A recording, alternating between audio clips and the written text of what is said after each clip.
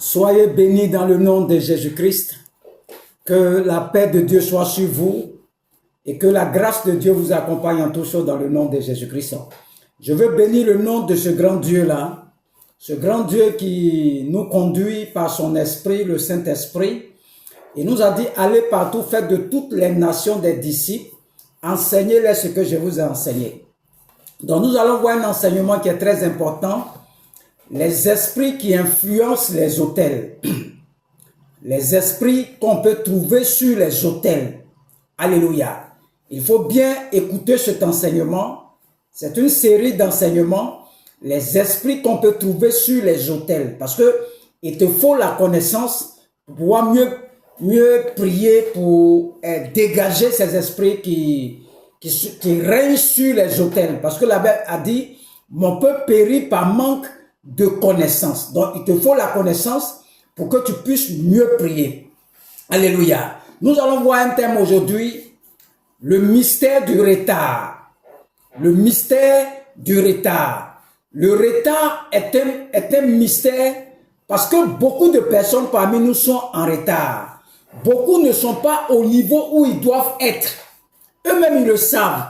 C'est-à-dire, c'est pas quelqu'un qui va te dire, mais tu sens que où tu es là, c'est pas là que tu dois être. C'est ce qu'on appelle le retard. Quand tu regardes leur vie, je ne suis pas là où Dieu veut que je sois pour que je puisse rentrer dans mon miracle. D'où vient le retard? Souvent, on ne sait pas. Et c'est là que se situe le mystère. Souvent, tu ne sais pas pourquoi tu es en retard. Tu ne sais pas pourquoi les choses sont bloquées. Tu sens que ce n'est pas là que tu dois être. Et quelles sont les causes du retard? C'est-à-dire, c'est les choses qui ne viennent pas de toi. Et lorsque vous prenez Deutéronome 30, les choix de nos parents tissaient des alliances, les choses que nos parents ont fait avant. Vous pouvez lire Deutéronome 30 après. Les choses d'un homme sont déterminées pour ce qu'il devient dans la vie. Vous voyez, Jésus, lui, il ouvre un autre pan de ce qui peut causer les retards. Le cas de l'anneau. Lorsque nous prenons Matthieu 21, Jésus, verset 2, dit en leur disant, allez au village qui est devant vous, vous trouverez aussitôt une ânesse attachée et un ânon avec elle, détachez-les et amenez-les moi. Il est prophétisé que Jésus va rentrer à Jérusalem. Le jour de son entrée, il est au rendez-vous, mais l'ânon n'est pas là. Où est l'ânon? Qu'est-ce qui a retardé l'ânon? Qu'est-ce qui a bloqué l'ânon? Jésus nous fait une révélation. Le propriétaire de l'ânon l'a lié. Nos pères ont fait certaines choses dans l'ignorance, mais avec beaucoup d'amour. Personne n'a le droit d'haïr son père. Au contraire, il faut les aimer. Tout ce qu'ils ont fait, ils l'ont fait par amour. Mais vous, aujourd'hui, vous êtes arrivés à la lumière de la parole de Dieu, mais il y a des choses que vous savez. C'est-à-dire quoi? Nos parents, eux, ils étaient dans les ténèbres. Donc c'est normal qu'ils sont allés tisser des alliances, ils sont allés bâtir des hôtels, ils sont allés faire toutes ces choses. Donc il ne faut pas haïr tes parents. Ils l'ont fait par amour. Mais nous, notre génération, nous avons connu la lumière qui est Christ.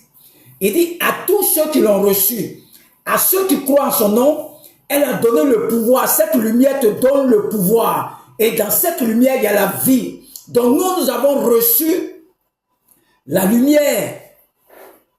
Lorsque l'anneau fut attaché, qu'est-ce qui a retardé l'anneau? Lier l'anneau et empêcher l'anneau d'aller à la rencontre du maître. Ce n'est pas les parents. Bien que dans chaque famille, il y a des esprits affectés à la maison de ton père, tous sont péchés. Ils sont privés de la gloire de Dieu. La lumière est venue à vous, à nous. Il n'y a personne qui a qui a son arrière-grand-père qui n'a pas péché. Nos pères étaient dans les ténèbres. Il n'y a pas quelqu'un sur la terre si son papa était né de nouveau. La lumière est venue et nous sommes arrivés au Seigneur et dans chaque maison, les pères ont fait ce qu'ils devaient faire. Ce qu'ils avaient à faire, ils ont fait. Alléluia. Ce qu'ils avaient à faire, ils ont fait. Lamentation 5. Quand nous prenons Lamentation 5. Lamentation 5. Lamentation 5, verset 7. Vous pouvez le lire après. Lamentation. Le livre de Lamentation 5. Lamentation 5. Lamentation 5. Je fais la recherche. Lamentation 5. Verset 7. Il dit quoi? Nos pères ont péché et ils ne sont plus. Et c'est nous qui portons la peine de leurs iniquités. Vous pouvez lire après Deutéronome 5, verset 9. Donc cette vérité est une vérité quand nos pères qui ne connaissent pas Dieu, qu'importe, ont adoré les esprits. Ils ont fait des alliances. Les alliances n'ont pas forcément une conséquence sur leur vie. Elles ont une conséquence générationnelle. Et Dieu dit qu'il punit l'iniquité des pères sur les enfants, sur la 3e et la 4e génération. C'est une vérité qui est établie. Nous sommes nés de nouveau, gloire à Dieu, et la mort et la résurrection de Jésus-Christ règlent le problème. Quel est le problème? C'est le problème de l'iniquité générationnelle. Jésus meurt. Et par sa mort et sa résurrection, il établit une nouvelle lignée d'hommes par son sacrifice qui est l'autel parfait à la croix. Quand vous lisez Lamentation 5, nos pères ont péché, Deutéronome 5, de ne pas se prosterner et punir de la 3e à la 4e génération. Mais c'est parce que Jésus a établi par sa vie de sacrifice l'autel des autels que nous pouvons en parler aujourd'hui parce qu'il y a une solution pour tous ceux qui ont des vies qui sont liées à des autels de famille. L'autel des autels que Jésus-Christ a bâti à la croix, nous avons une solution. Il ne nous a pas laissé comme ça. L'autel de Jésus-Christ, c'est l'autel des autels. Alléluia. Donc, je parle à des gens qui ont déjà la solution. Le problème est qu'il y a une différence entre savoir la vérité et expérimenter la solution dans ta vie pratique. Il y a d'autres qui parlent beaucoup. Non, les hôtels, les hôtels, les hôtels, les hôtels, les hôtels. Mon frère, tu as parlé quand tu as vieilli dans ta maison. L'histoire des hôtels, ce n'est pas un jeu. Alléluia. Savoir la vérité n'est pas suffisant pour avoir la vérité parce que la vérité s'applique d'une certaine façon. Je peux savoir que mes parents adoraient l'eau. Mais qu'est-ce qui va changer dans ta vie? Rien. Tu peux savoir, mais rien ne va changer. Jésus est mort. Il est ressuscité, gloire à Dieu. Mais pourquoi les gens croupissent sur le poids du péché? L'anneau qui était lié à quoi?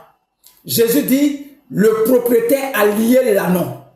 Est-ce que le propriétaire qui est responsable des limitations? Non. Nos pères ont fait des alliances. Le propriétaire a fait des alliances démoniaques. Adorer des dieux. Et donc sa progéniture est liée aux autels auxquels il s'est attaché. Il a attaché sa vie. Nos grands-parents ont fait des sacrifices avant. Le fait que tu es désaligné, il est mort. L'esprit qui règne sur l'autel te contrôle directement. Automatiquement, tu es rattaché à lui. Autel de famille parce que il sort de cette famille. Parce que tu es de cette famille. Les autels ont une caractéristique. Ton grand-père adoré est temps. Ce n'est pas toi qui as adoré.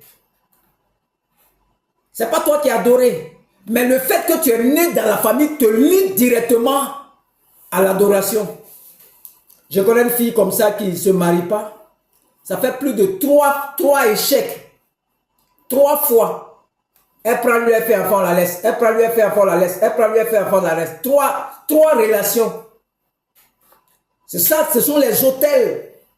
C'est que les hôtels établissent un champ d'influence, établissent un contrôle sur le territoire et marquent, c'est-à-dire ce territoire est notre champ d'influence. Le territoire, je vais au village, tous les jeunes de mon village, ce sont des alcooliques. C'est un territoire, c'est ça qu'on appelle l'esprit territorial. Il règne sur le territoire au travers d'un hôtel ou bien un carrefour pour contrôler toute cette région. Donc quand tu nais dans une famille, tu veux pas, tu es lié directement à l'hôtel de la famille. Donc voilà pourquoi dans Juge 6, Gédéon se plaignait pour dire à Dieu, je ne comprends pas ce qui nous arrive. Mon peuple et moi, nous souffrons. L'ange vient et l'ange dit à Gédéon, tu es un vaillant héros, va avec la force que tu as. Va et délivre Israël de mendiants. Gédéon lui dit, je ne peux pas, je suis petit, regarde ma tribu. Et l'ange envoie Gédéon dans la maison de son père.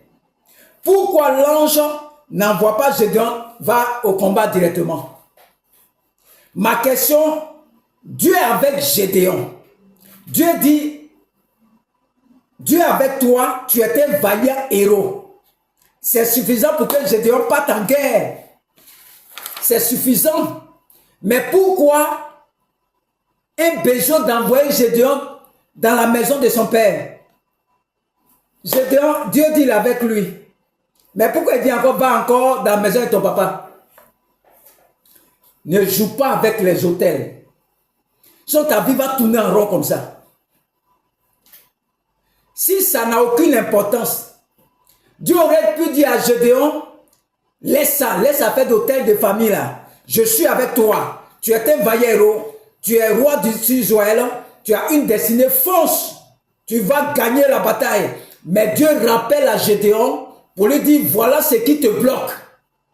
Ce qui fait entrer ta destinée que tu peux voir et ce que tu expérimentes, il y a un obstacle devant toi. Dieu dit à Gédéon, je serai avec toi. Et puis il lui dit encore, va dans la maison de ton père. Dieu aussi avec toi. Mais ton problème, c'est la maison de ton père. Ton problème, c'est la maison de tes parents.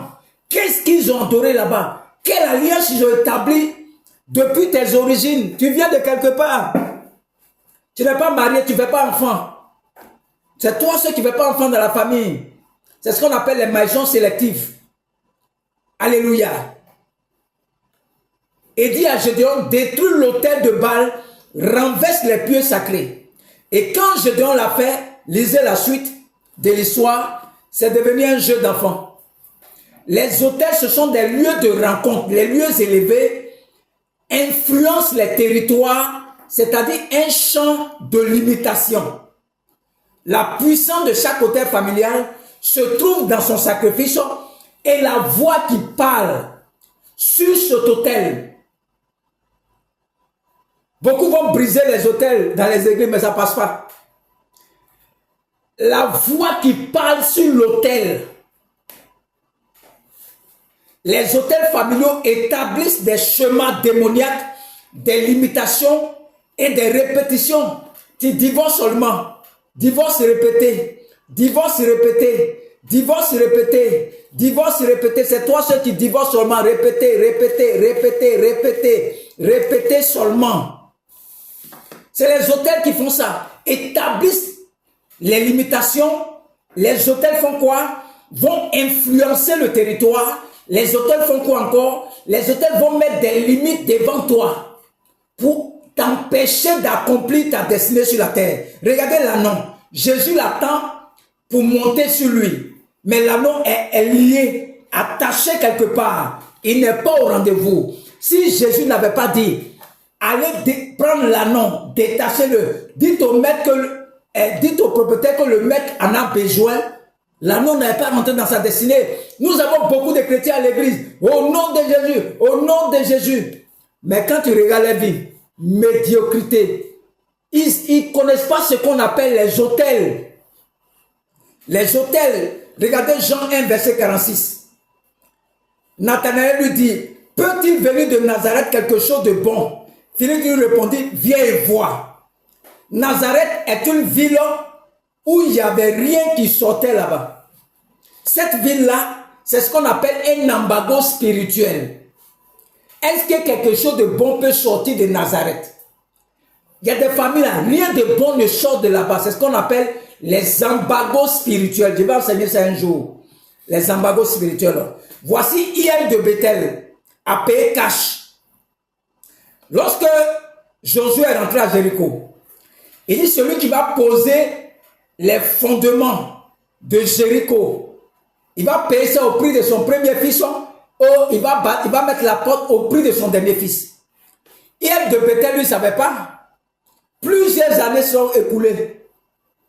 Il arrive, il veut bâtir Jéricho. Il perd son premier fils, il veut mettre portail, il perd son dernier fils. Il est surpris. Alléluia. Même quand tu fais un choix en alliance, quand tu veux faire alliance, même avec un serviteur de Dieu, il faut te renseigner. Renseigne-toi avant de faire l'alliance. Il y a des familles où rien ne peut sortir de là-bas. Rien de bon. Regardez Géasi. Il a été frappé de la lèpre au temps d'Élisée. Et Élisée lui a dit, la lèpre va te frapper, toi et ta descendance. Toi et ta descendance. Tu ne vas pas me dire les descendants de Géasi ont disparu sur la terre. Imagine-toi, tu rencontres une fille comme ça, tu viens de la famille de Géasi. On dit, la lèpre va te frapper, toi et ta descendance. Celui qui a prononcé la malédiction là, c'est Élisée. Il n'est pas n'importe qui dans le royaume de Dieu. C'est ce qu'on appelle une principauté. C'est lui qui a parlé sur Géasi. Donc, il y a la voix qui sort de l'autel. Il y a des voix et puis il y a des voix. La voix de mon papa Ouattara Idriss. Et puis la voix d'un petit serviteur. Ce n'est pas la même voix là. Il y a ce qu'on appelle les principautés. Dans le royaume de Dieu aussi, c'est selon les dimensions. Dans le royaume de Satan, c'est selon les dimensions. C'est un mystère que te donne. Regardez quand l'archange, Satan a péché. Dieu aussi envoie un autre archange. Adam a péché. Dieu envoie le second homme, Jésus. Élisée, Josué, Élisée. C'est-à-dire qu'il y a des dimensions, il y a des malédictions là. La voix qui parle là, ça vient de la voix et de ton sacrifice. Pour annuler une voix, il faut avoir la voix supérieure ou égale. Si c'est un homme dans le spirituel qui est élevé là-bas, qui t'a maudit, votre famille, il faut quelqu'un qui est élevé dans le royaume de Dieu aussi pour annuler la malédiction. C'est que tu beaucoup de gens, nous on a payé quand on ne voit rien. Mais tu ne vois rien parce que celui qui a prononcé la malédiction là, dans le royaume de Satan, il est en dimension. C'est pourquoi pour renverser la malédiction sur Jéricho, ce n'est pas n'importe quel prophète Dieu va envoyer. Qui a pu le faire? C'est un prophète supérieur ou égal au rang à celui qui a mis la malédiction.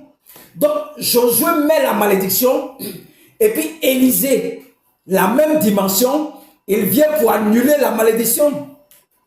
L'hôtel du village est à l'entrée de la ville pour contrôler les entrées et les sorties. Ce sont les cimetières. À l'entrée du village, bien à la sortie du village, on met un cimetière. Ce sont des hôtels. C'est pour contrôler les entrées et les sorties les hôtels déterminent là où les membres de cette famille doivent arriver ou ils ne doivent pas arriver. Les hôtels vont déterminer là où devait arriver ou ne devait pas arriver. Alléluia. Quand on est opprimé, on a besoin de liberté, d'oppression. Le rôle des hôtels, c'est de combattre la destinée des hommes et de leur priver de la grâce de Dieu, de faire en sorte que leur vie n'avance pas, qu'ils tournent en rond. Ça, c'est les autels. Ta vie tourne en rond comme ça. Quand on prenait 1 Roi 13, verset 1 à 5, lorsque Salomon a péché contre Dieu, Dieu a dit, je vais arracher le royaume. Je vais le diviser. Il a décidé de le diviser à cause de David. À cause de la mémoire de David, je ne vais pas donner tout le royaume à tes ennemis. Il prend 10 royaumes au nord et Jéroboam, qui est serviteur, qui n'est même pas de la lignée abrahamique, va hériter des 10 royaumes du nord. Qu'est-ce qu'il va faire? Jéroboam, après le péché de Salomon, Dieu est fâché. Il dit, bon, à cause de David, je ne vais pas prendre tout pour donner à tes ennemis. Il prend 10 royaumes, il donne à Jéroboam. Qu'est-ce qu'il va faire? Il n'est même pas de la lignée abrahamique. Lorsqu'il va devenir roi sur Israël, Jéroboam va bâtir des autels à des dieux étrangers.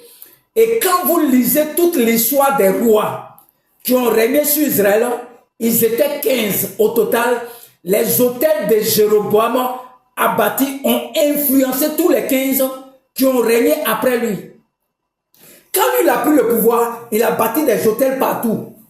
Tous ceux qui sont venus après lui, les autels ont influencé leur vie.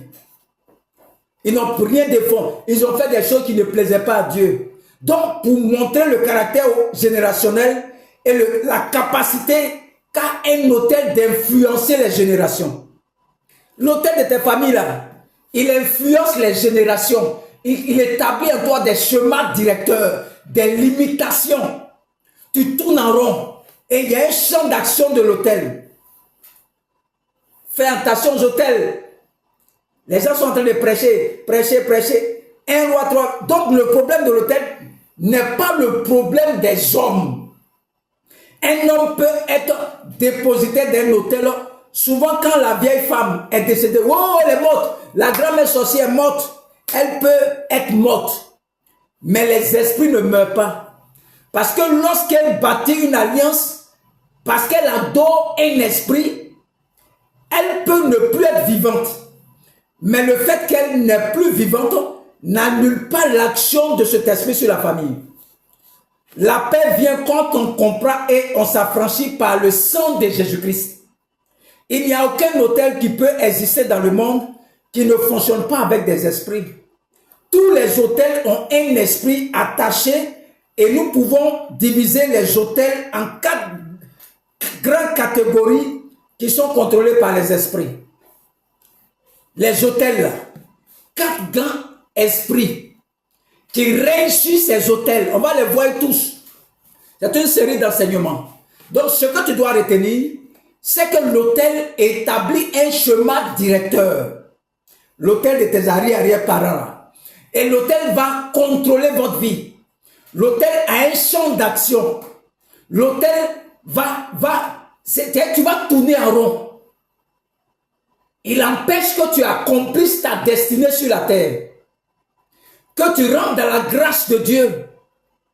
L'autel va te limiter. Tu sens que tu es bloqué. Souvent tu sens que où tu es là, c'est pas là. Mais ce sont les autels de famille. Mais pendant que tu m'écoutes là, je prie que toute prison satanique, tout autel qui t'a enfermé, je prie que tu sois libéré totalement ce soir. Tu reçois ta liberté. Tu reçois ta liberté. Tu reçois ta liberté. Que les autels de la maison de ton père, je les brise ce soir au nom de Jésus-Christ. Les autels de la maison de ta mère, je renverse ces autels dans le nom de Jésus-Christ. Je te libère de leur influence. Je te libère de leur champ d'action. Je te libère des esprits territoriaux, des esprits qui règnent sur ces autels au nom de Jésus-Christ. Les autels, c'est une réalité. Tu tournes en rond, tu n'enfantes pas, tu es bloqué à cause de ces autels. Nous allons voir les esprits qui règnent sur ces autels. On va les mettre 4 grandes catégories d'esprits qu'on va voir, détailler un peu. Nous sommes dans l'introduction. Et les autels, c'est quelque chose qui est sérieux. Tu vas tourner en rond comme ça. Depuis tu n'es pas marié. Depuis tu n'enfantes pas. Depuis tu ne travailles pas. Ce sont les autels de famille qui font ça. Des blocages, des limitations, des interdictions, des condamnations, des malédictions. Tu n'as même pas la foi. Ce sont les autels qui font ça. Les autels volent ta foi. Il y a les autels de peur. tu as peur comme ça. Il y a les hôtels de honte. Tu as honte. Ce sont les esprits de famille qui font ça. Mais on va les dévoiler tous. Que Dieu vous bénisse. C'est une première série. Nous venons de commencer la série. Et nous allons détailler tous les esprits qui règnent sur ces hôtels. Que Dieu vous bénisse. Restez à l'écoute. Dieu vous bénisse au nom de Jésus-Christ. Amen.